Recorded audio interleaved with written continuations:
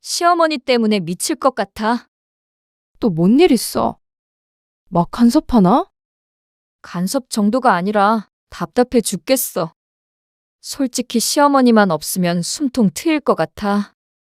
시어머니 모시고 사는 게 그렇게 힘들어? 나는 따로 사니까 잘 모르지. 근데 애도 다 봐주신다고 하지 않았어? 그렇긴 하지. 근데 애도 이제 다 컸는데 굳이 시어머니가 필요한가 싶어. 엄청 고맙긴 했는데 이제는 고마움보다는 불편하고 싫은 게 더 커. 남편한테 한번 말해보지 그래? 분가하자고. 남편은 입만 산 효자라서 말도 못 꺼내. 그냥 알아서 나가주면 제일 좋겠어. 같은 공간에 있는 것도 싫어. 오늘 이야기 속 주인공은 69세 박예선 씨입니다. 그리고 그녀의 아들과 며느리에 관한 이야기이죠. 박 씨는 며느리의 진심을 알게 된 후 충격에서 헤어나오기가 힘들었습니다. 말로만 어머님 덕분에 편히 산다. 어머님 덕에 일할 수 있다고 했던 모양이었습니다. 아니, 어쩌면 그렇게 오해한 것은 박 씨였을 수도 있었습니다. 며느리는 끊임없이 힌트를 줬는데도 불구하고 말이죠. 아들 며느리와 합가해서 손주도 키워주고 헌신하며 살고 있다고 생각한 박 씨는 큰 시리에 빠질 수밖에 없었습니다. 뒤에서는 시어머니가 사라졌으면 좋겠다고 바라는 며느리를 알게 된 이상 아무 일도 없었던 것처럼 지낼 수가 없었습니다. 같은 공간에 있는 것조차 숨이 막힌다는데 박 씨가 없어져야 살겠다는데 박 씨가 더 살고 싶다고 해도 별 수 없었습니다. 그래서 박 씨는 며느리의 소원을 들어주기로 했습니다. 죽은 사람 소원도 들어주는데 산 사람 소원을 왜 못 들어줄까요? 그토록 권하는 것이 박 씨와 함께 살지 않는 것이라면 그렇게 해줄 수 있었습니다. 그래서 과연 아들 내외가 만족할지, 자신들의 선택에 후회하지 않을지, 박 씨는 그것만 지켜보면 되었습니다. 박 씨는 아들이 하나 있었습니다. 그리고 얼마 전에 아들과 합가를 하게 되었습니다. 남편이 세상을 떠나면서 자연스럽게 그렇게 되었습니다. 마침 힘들다던 아들 며느리가 박 씨의 아파트로 들어왔죠. 박 씨는 새벽 5시 30분이면 어김없이 눈을 떴습니다. 남편을 떠나보낸 지 이제 5년. 그 빈자리는 여전히 크고 깊었지만 가족들이 있어서 하루하루 의미가 있었습니다. 그리고 손녀 진서가 큰 위안이 되어 주었습니다. 할머니, 9살 손녀가 방문을 열고 나왔습니다. 박 씨는 아침 준비에 한창이었습니다. 아들 내외와 손녀 모두 집에서 일찍 나서야 하니 7시에는 밥을 먹어야 했습니다. 그리고 박 씨는 그 전에 일어나 6시 반까지는 식사 준비를 했습니다. 때에 따라서는 아들이든 며느리든 더 일찍 먹어야 하는 때가 있었으니 말이죠. 아이고, 우리 진서. 일찍 일어났네. 세수하고 와. 할머니가 밥 떠줄게. 멸치를 우려 맑은 국물을 내고 계란국을 끓였습니다. 그리고 손녀딸이 좋아하는 소세지도 굽고 맵지 않은 김치도 조금 덜어 놓았습니다. 그런데 세수하고 자리에 앉은 손녀가 말했습니다. 할머니, 나 빵만 먹으면 안 돼. 친구들은 아침에 빵 먹는데. 빵은 간식이지. 먹기 싫어도 국에 말아서 먹고 가. 그래야 점심때까지 배가 안 고프지. 먹기 싫은데. 김 꺼내줄까? 손녀는 투덜거리면서도 밥 한 술을 떠서 입에 넣었습니다. 막상 먹으니 맛있었는지 부지런히 먹었습니다. 그리고 욕실에서 나온 아들 며느리도 식탁 앞에 앉았습니다. 아들은 은행에서 근무하는데 보통은 7시 반에 집을 나섰습니다. 그리고 며느리도 회사에 다녔는데 오전 일찍 매일 회의가 있다고 했습니다. 그래서 손녀보다도 먼저 집을 나섰습니다. 다녀오겠습니다. 그래. 조심히 다녀와. 아들 내외를 배웅하고 나면 손녀의 차례였습니다. 8시에 박 씨가 손녀 손을 잡고 집에서 10분 거리의 학교까지 걸어갔습니다. 아들 내외의 출근 시간이 이르니 어쩔 수가 없었죠. 그렇게 박 씨의 하루는 시작되었습니다. 그리고 종일 집안일의 연속이었죠. 맞벌이를 하는 아들 내외가 집에 있는 시간은 적었습니다. 그러니 자연스럽게 그 뒷바라지를 박 씨가 하게 되었습니다. 몸은 고됐지만 불만은 없었습니다. 각자의 역할이 있는 거라고 생각했습니다. 그리고 집안일을 종일 하면 금세 손녀가 돌아오는 시간이 되었습니다. 영어 학원을 하나 다니는데 학원차가 아파트 앞까지 데려다 주었습니다. 그러면 그 앞에서 기다리고 있다가 손녀를 데리고 들어오는 것이 박 씨의 일이었습니다. 그러니까 손녀의 아침부터 저녁까지 모두 박 씨가 책임을 지고 있었죠. 할머니, 오늘 간식은 뭐야? 오늘은 뭐 해줄까? 토스트? 계란물 입혀서? 박 씨의 말에 손녀가 고개를 크게 끄덕였습니다. 손녀가 좋아하는 빵을 간식으로 해주기 위해서 또 부엌에서 분주하게 움직였습니다. 할머니, 설탕 많이? 버터 많이? 손녀의 요구에 박 씨는 인자한 미소를 지었습니다. 보통 집에 돌아오면 4시가 조금 넘는데 배고프다는 손녀를 위해서 늘 간식을 만들어 주었습니다. 호떡을 부쳐주거나 떡볶이를 해주기도 했고 과일을 먹이기도 했습니다. 그런데 겉보기엔 무척 행복했지만 그 속을 들여다보면 꼭 그렇지만도 않았습니다. 합가하고 처음엔 행복했지만 시간이 지나면 지날수록 점점 균열이 가는 게 느껴졌습니다. 박 씨도 모르는 사이에 점점 변화가 시작되었죠. 처음에는 아주 작은 것들이었습니다. 하지만 지금은 눈에 띌 정도로 커져 있었습니다. 어머님, 애한테 간식 너무 많이 주지 마세요. 요즘 살이 많이 쪘어요. 며느리가 다소 날카로운 목소리로 말했습니다. 설거지를 하다가 들려오는 뜬금없는 말에 박 씨는 당황했지만 일단 고개를 끄덕였습니다. 그래. 그럼 조금 줄일게. 물을 한 잔 마시고 며느리가 뒤돌았습니다. 그런데 걱정되는 마음에 박 씨가 한마디 덧붙였습니다. 근데 진서 저렇게 말랐는데 살 걱정을 해? 웃으며 하는 박 씨의 말에 며느리의 미간이 찌푸려졌습니다. 여자애라 일찍부터 관리해야 해요. 살 한 번 찌면 빼기 힘드니까. 그러고는 부엌을 나갔는데 더 이상 말을 붙일 수도 없었습니다. 회사에서 안 좋은 일이 있다며 저녁을 먹으면서도 저기압인 듯 했는데 정말로 평소보다는 차갑게 느껴졌습니다.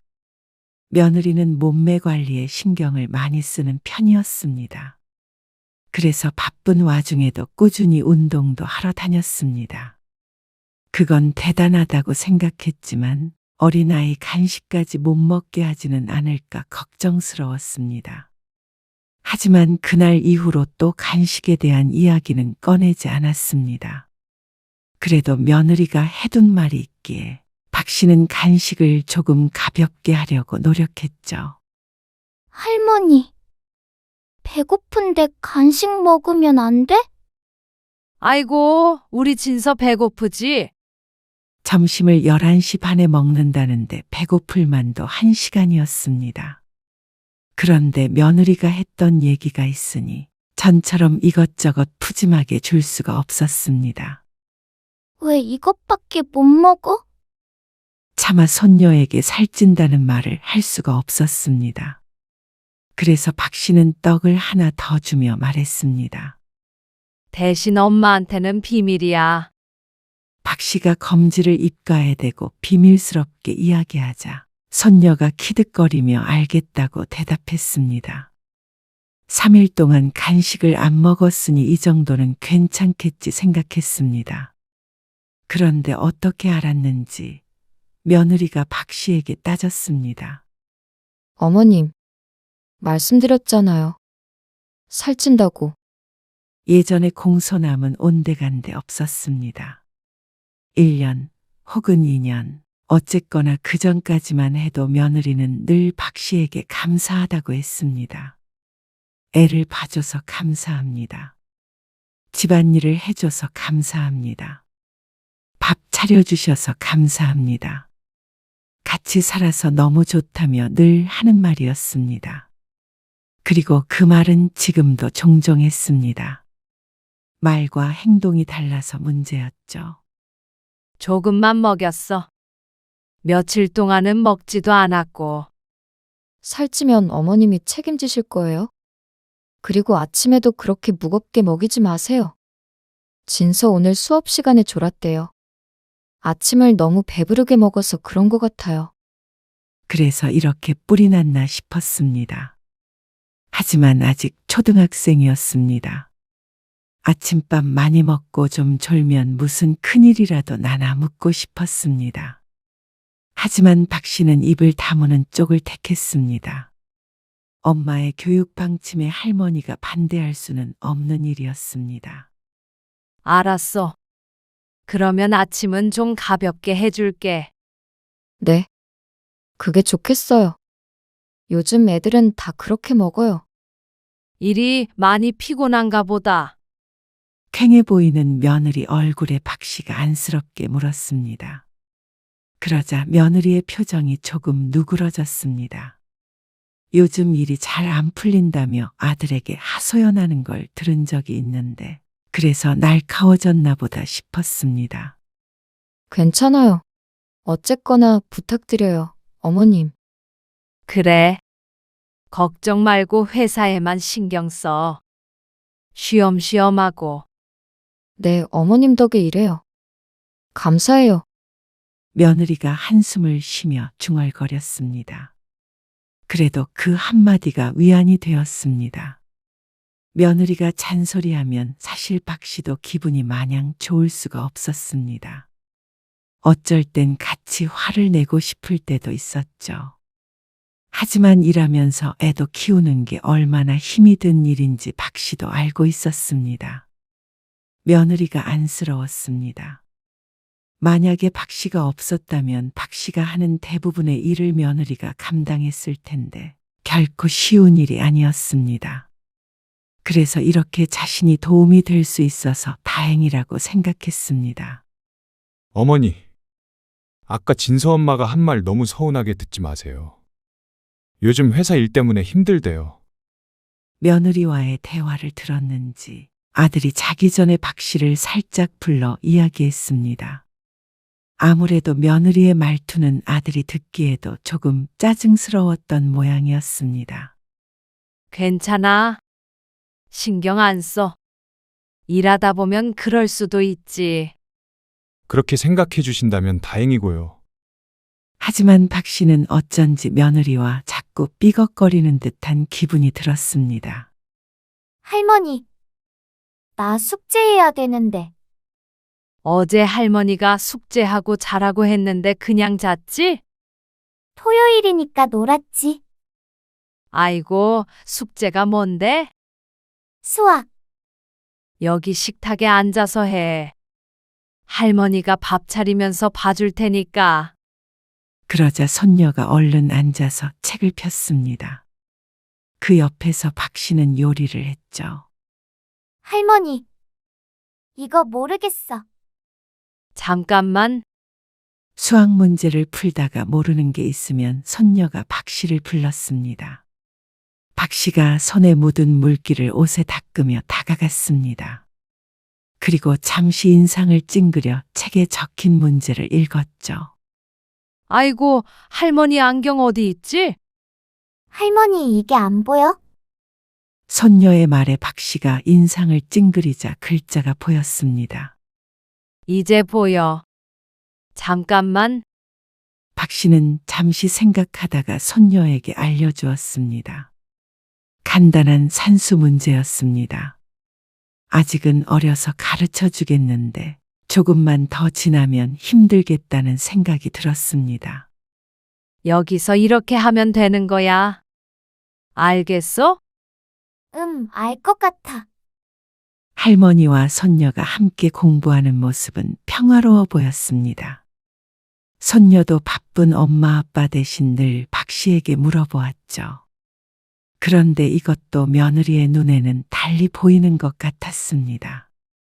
어머님, 진서 모르는 게 있으면 제가 가르칠게요.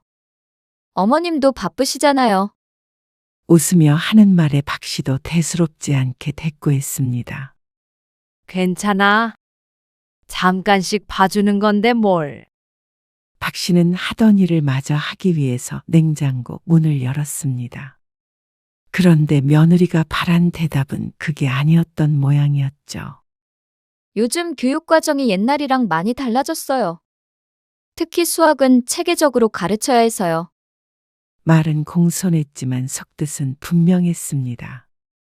체계적으로 가르쳐야 하니 박 씨는 손녀의 공부에 훈수를 두지 말라는 말인 듯 했습니다. 아, 그래? 그럼 너희가 알려줘. 나는 잘 모르니까. 박 씨가 어색한 미소를 지으며 싱크대 앞에 섰습니다. 뒤에서는 식탁에 앉아서 아이에게 설명하는 며느리의 목소리가 들렸습니다. 밥 먹자. 박 씨의 역할은 분명해 보였습니다. 그리고 그게 손녀의 공부를 알려주는 것은 아니었고 말이죠. 아, 어머님. 저 내일부터 월, 화, 수는 집에서 일해요. 그래? 컴퓨터로 하는 거야? 네. 방에서 일하니까 신경 쓰지 마세요. 그런데 신경을 안 쓸 수가 없었습니다. 집에서 일을 하면 종일 안 나간다는 소린데 그러면 점심도 챙겨야 하나 싶었습니다. 점심은 그냥 간단히 먹으려고요. 샌드위치나 김밥 같은 걸 먹겠다고 했습니다. 그리고 그걸 만들어야 하는 사람은 물론 박 씨였습니다. 그래도 며느리의 말대로 며느리가 방에서 나오는 일은 거의 없었습니다. 어머님, 재택 근무할 때 거실에서 TV는 좀 자제해 주세요. 집중해야 하는 일인데 자꾸 말소리가 들리는 것 같아서 신경 쓰여요. 아, 그랬어? 거기까지 들릴 줄은 몰랐네. 한바탕 집안일을 하고 남는 시간에 잠깐 쉬면서 드라마를 켜놓았는데 그게 들렸던 모양이었습니다. 그런데 하루에 한두 시간, 그 시간이 박 씨의 유일한 낙이었습니다. 저녁에 손녀가 오면서부터는 그렇게 한가하게 보낼 시간이 없었기 때문이었습니다. 아니면 이어폰 쓰세요. 요즘에 이어폰도 연결할 수 있던데요. 박 씨의 시무룩한 표정을 보았는지 며느리가 말했습니다. 감사해요, 어머님. 부탁드릴게요. 웃으며 방으로 들어가 버리는 며느리를 박 씨는 어쩐지 쓸쓸한 눈빛으로 바라보았습니다. 이럴 때마다 박 씨는 견디기가 힘들었습니다. 박 씨는 집에서 마음대로 할 수 있는 게 없어 보였습니다. 평화로운 혼자만의 시간도 없었고 언제나 전쟁 같은 하루하루를 보냈습니다. 아들네와 함께 살기 전과는 무척 다른 삶이었습니다. 가족들과 함께 살아서 좋지만 그 때문에 포기해야 하는 것들도 분명히 있었습니다. 그리고 무엇보다 가장 마음이 좋지 않은 것은 아들의 변화였습니다. 예전에는 어머니 고생이 많으시다. 어머니 덕분에 애도 잘 크고 있다 하며 박 씨의 손을 잡아주던 아들이 이제는 다르게 말했습니다. 어머니가 이해하세요. 진서 엄마도 다 생각이 있죠. 직장일 하면서 이것저것 신경 쓰기 힘들 거예요. 처음 합가하고 나서는 박 씨와 며느리 사이에 무슨 일이 있기라도 하면 적극적으로 나서서 중재를 하려고 했던 아들이었습니다. 그런데 이제 같이 산 지 5년이 되어가니 아들도 지친 것인지 귀찮은 것인지 뭐든 다 박 씨에게 이해하라고 했습니다. 그래서 가끔은 외로움을 느낄 때가 있었습니다. 자식과는 함께 사는 만큼 더 이상 물리적으로 가까워질 수 없었지만 심리적인 원인이었습니다. 어쩔 때는 박 씨는 혼자만 덩그러니 남아있는 느낌이었습니다. 그리고 그날도 평범했습니다. 목요일이라 며느리가 출근을 했습니다. 손녀도 학교에 데려다주고 빨래를 개어 각자 방에 넣고 있었습니다. 아이고, 지저분하네. 며느리의 책상이 어수선했습니다. 어제까지 재택근무를 해서 그런지 커피잔이나 간식 같은 것들이 놓여져 있었고 종이들도 어질러져 있었습니다. 종이는 건드리지 않게 조심하면서 빈잔 2개를 집어들었습니다. 그러고서 뒤를 돌려던 찰나에 박 씨의 눈길을 사로잡는 것이 있었습니다. 무심코 쳐다봤을 뿐인데 왜 시어머니라는 단어가 그렇게 눈에 띄었던 것인지 몰랐습니다. 책도 자세히 보지 않으면 글자가 잘 보이지 않는데 말이죠. 며느리의 카카오톡 대화창이었습니다.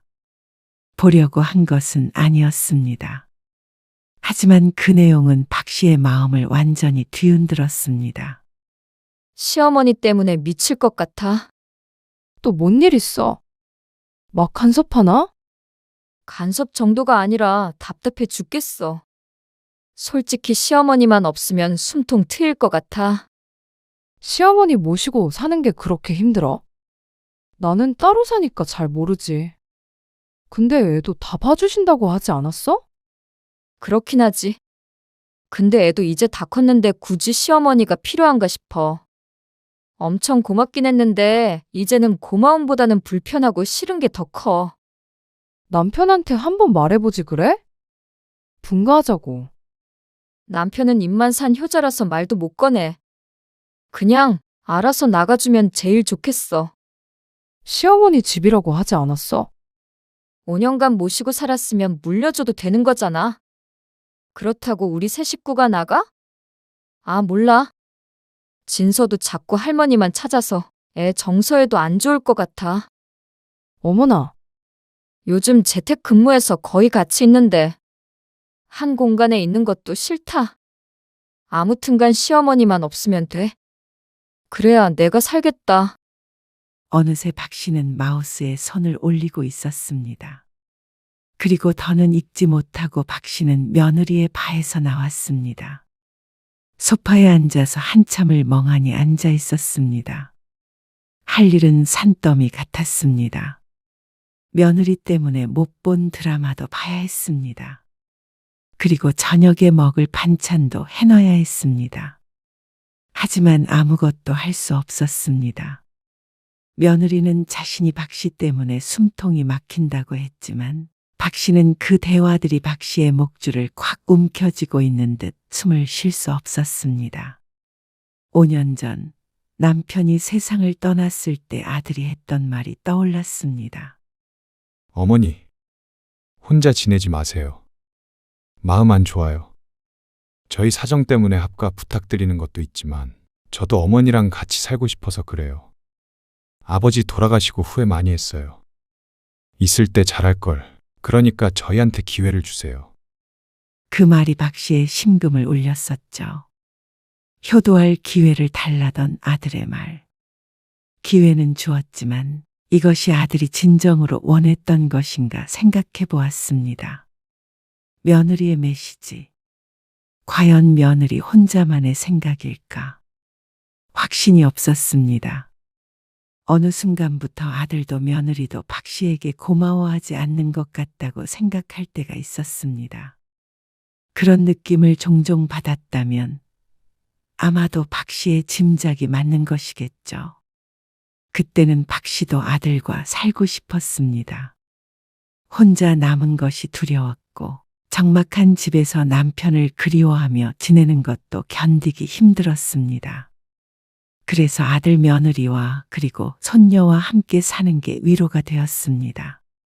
하지만 이제 더 이상 그게 서로의 행복이 아니라면, 자신의 존재로 인해서 아들네가 불행하다면 박 씨도 받아들여야 했습니다. 그리고 그토록 내 존재가 싫어서 같은 공간에 있는 게 싫다면 박 씨는 이번에도 며느리의 소원을 들어주기로 마음먹었습니다. 들어올 때도 며느리 마음대로였고 나가는 것도 며느리 마음대로니까 박 씨는 나쁜 시어머니라고 볼 수는 없을 것이었죠. 박 씨는 서랍장을 열었습니다. 그리고 등기부등본을 꺼냈습니다. 35평의 아파트. 남편과 함께 평생 모은 돈으로 산 집이었습니다. 그리고 등기부등본 밑에는 증여를 위한 서류들이 준비되어 있었습니다. 아들에게 넘겨주려고 얼마 전에 준비했던 것이었습니다. 몇 달 전에 며느리가 했던 얘기 때문이었습니다. 손녀딸 학교에 같이 다니는 친구의 학부모가 박 씨의 집 등기부등본을 떼보았다는 것이었습니다. 아들의 이름이 아닌 박 씨의 이름이 있으니 그 학부모가 며느리에게 넌지시 물어보았다고 했습니다. 전세인지 월세인지 말이죠. 그래서 창피해서 혼났다며 하소연했던 것을 계속 마음에 두고 있었습니다. 그래서 아들 며느리가 안 바쁠 때 넘겨줄 생각을 하고 있었습니다. 틀림없이 줘야지. 어차피 같이 사는 거 명의가 뭐가 중요하겠나. 스스로 설득해서 결정한 일이었습니다. 박 씨는 다른 서랍을 열었습니다. 그곳에서 꺼낸 가위로 미리 작성해 두었던 증여계약서를 잘라버렸습니다. 서걱서걱 종이 잘리는 소리와 함께 박 씨의 마음도 조각이 났습니다. 그날 저녁부터 박 씨는 달라졌습니다. 며느리를 대하는 것이 예전과 같을 수는 없었습니다. 하지만 내색하지 않고 조용히 관찰했습니다. 며느리가 무슨 생각을 하는지, 자신을 어떻게 대하는지, 그리고 무릎을 탁 치고 싶은 심정이 되었습니다. 여태까지 왜 몰랐나 싶었습니다. 눈치가 없다고 생각하지 않았는데 며느리의 말 한마디 한마디가, 행동 하나하나가 시어머니인 자신을 밀어내고 있었는데 말이죠. 어머님, 진서한테 과일 주셨어요? 아까 간식으로 수박 조금 줬어. 수박이 얼마나 살찌는데요? 앞으로 먹고 싶다고 하면 사과 반쪽만 주세요. 과일도 이것저것 먹어야 좋지. 살만 찐다니까요. 수박 맛 모르는 것도 아니고. 살 한 번 찌면 빼는 게 더 괴로워요. 아이고, 그래, 알았다. 옛날이야 건강이고 뭐고 모르고 그냥 막 쪘죠. 근데 그건 무식한 부모들이 그러는 거고요. 요즘엔 안 그래요. 뭐? 무식? 아니, 어머님이 무식하다는 게 아니고요. 저도 제 딸 안 좋은 거 안 해요. 그러니까 좀 따라주셨으면 좋겠어요. 그래요.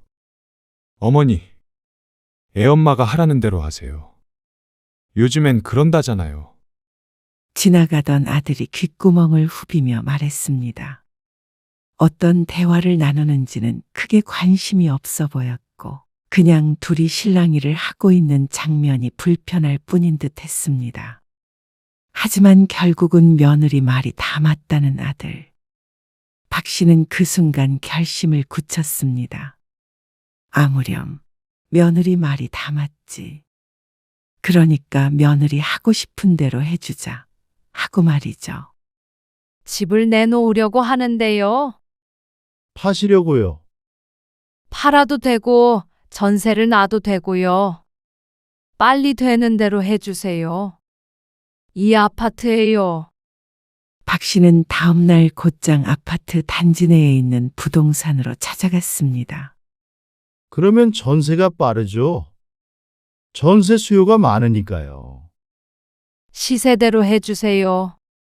네. 금방 나갈 거예요.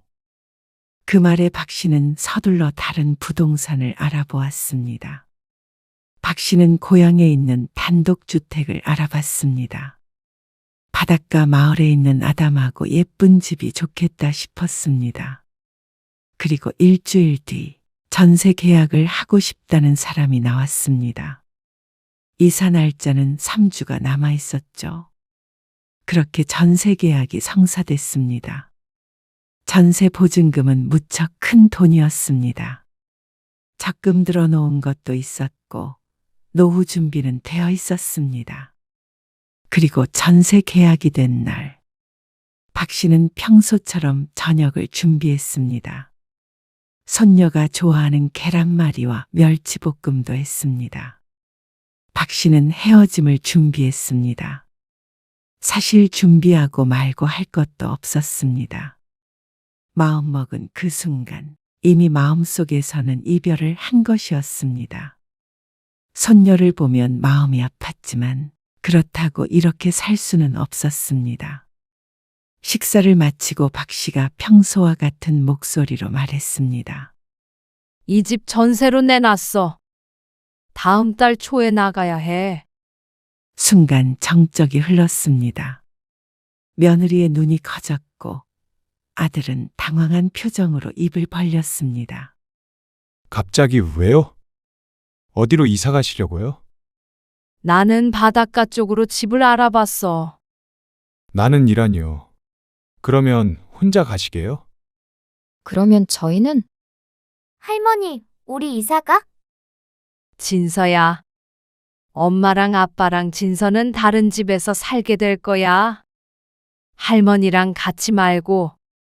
갑자기 이게 무슨 소리예요? 이미 세입자랑 계약했어. 계약금도 받았고. 이제 너희도 새 집 구하면 돼. 무슨 돈으로요? 전세금 저희 주실 거예요?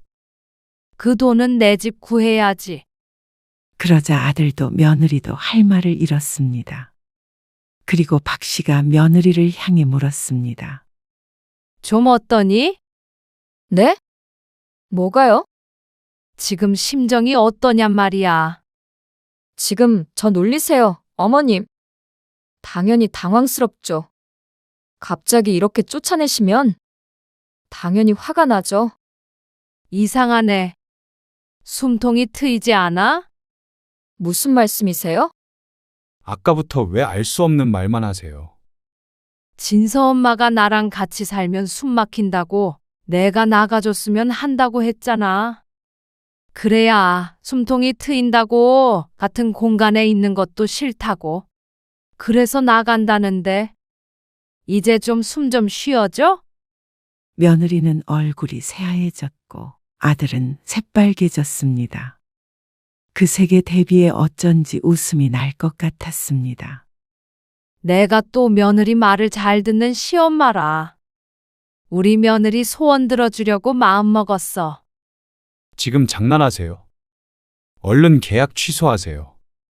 그러면 네가 계약금 토해낼래? 돈 있니? 아니, 돈이 없는데 갑자기 집은 어떻게 구하라는 말씀이세요? 5년 동안 흥청망청 잘도 살았나 보다 하는 생각이 들었습니다. 이 집이 자신들의 것이라 생각하면 영 말도 안 되는 일은 아니었습니다. 부지런히 집 구해. 아니, 그러면 진서는 누가 키워주고 저희 맞벌이는 또 어떻게 하라고? 진서도 다 커서 내 도움은 필요 없다던데. 자꾸 아까부터 무슨 말씀하세요? 진서 엄마가 그래요? 당신 이게 무슨 말이야? 그건 진서 엄마가 잘 알 거야. 오해예요, 어머님. 그게 아니에요. 그 말에 박 씨는 의자에서 일어났습니다. 더 이상은 할 말이 없었습니다. 잠시만요. 이대로 쫓아내는 건 아니죠. 쫓아내다니? 쫓겨나는 건 나야. 박 씨는 며느리의 대화를 보고 많은 생각을 했습니다. 같이 살면서 두고두고 구박을 해줄까? 아니면 여태 얹혀 산 비용을 받을까? 그런데 아무리 생각해도 이게 가장 확실한 방법이었습니다. 내 존재는 이제 더 이상 필요 없는 것 같으니까 나 없이 잘 살아봐라. 그동안 자신들이 누린 게 무엇이었는지 스스로 깨달을 날이 올 것이었습니다. 박 씨가 다 해주면서도 박 씨가 없었다면 아들 며느리가 얼마나 힘들었을까 안쓰러웠던 적이 있었습니다. 그걸 아들과 며느리만 몰랐죠. 아들도 며느리도 이사를 나가는 그 순간까지 박 씨를 붙잡으려 했습니다. 어머님, 제 진심이 아니었어요. 진서를 봐서라도 마음 돌려주세요. 어머니, 제가 진서 엄마 단속을 못했어요. 제가 단단히 정신 차리도록 말했으니까 계약 취소해 주세요. 네가 만약 그 대화를 봤는데도 이렇게 나를 말리는 거라면 나는 이 집을 나가서도 네 엄마는 안 한다. 하지만 박 씨는 이번만큼은 그 어느 때보다도 냉정했습니다. 박 씨의 단호한 의지 앞에 결국 아들은 포기할 수밖에 없었습니다. 박 씨가 짐을 빼기 전에 아들과 며느리네가 이사를 나갔습니다. 월세집을 구해서 나간다고 들었습니다. 박 씨는 어디로 가는지 묻지 않았습니다. 그리고 얼마 안 돼서 박 씨도 집을 구해 나갔습니다. 바닷가 마을의 작은 단독주택이었습니다. 창문을 열면 바다가 한눈에 보였고 작은 정원에는 계절꽃들이 피어 있었습니다. 박 씨는 오랜만에 자신만의 시간을 가질 수 있었습니다. 아침에 늦잠도 자보았고 누구 눈치도 보지 않고 드라마도 볼 수 있었습니다. 하지만 그것이 전부는 아니었습니다.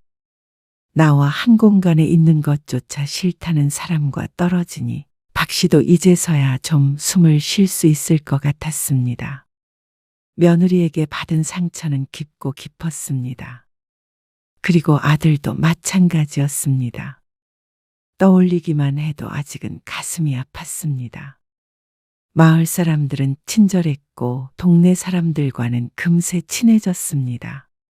텃밭도 가꾸다 보면 시간 가는 줄 몰랐습니다. 손녀와는 가끔씩 전화 통화를 했습니다. 손녀를 통해서 아들과 며느리에 관한 소식도 종종 들었습니다. 그 정도가 딱 좋았습니다. 그 정도 거리가 부모 자식 간에 더 이상 바닥을 보이지 않는 거리였습니다. 박 씨는 며느리의 소원을 이루어 주었지만 어쩌면 자신도 이걸 바라왔는지도 모른다고 생각했습니다. 아들 며느리가 좋다면 나도 좋다 하고 자기 암시를 했지만 결국 5년간 자식을 위해 희생한 것은 변함없는 사실이니 말이죠. 박 씨도 이제는 숨통을 트고 살고 싶었습니다. 눈칫밥 먹으며 살아보니 외로움은 별것 아니었습니다. 다 스스로 마음먹는 것에 달려 있었죠. 바닷바람이 박 씨의 머리카락을 살랑거렸습니다. 그리고 그제서야 박 씨는 비로소 웃었습니다.